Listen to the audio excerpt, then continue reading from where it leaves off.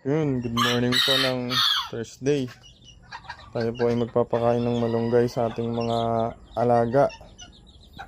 So natural way po. Para malakas po ang kanilang immune system. Organic po tayo. Bigyan natin sa ating mga alagang sirama. Kain natin. Ito lang po. Ito yung malunggay.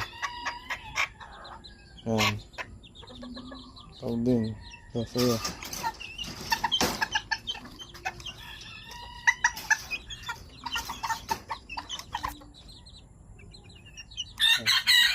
Malunggay sa ating mga alaga.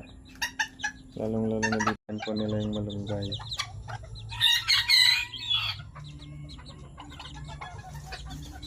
Para may fiber pa rin sila sa mga katawan nila kahit di sila nakakalabas.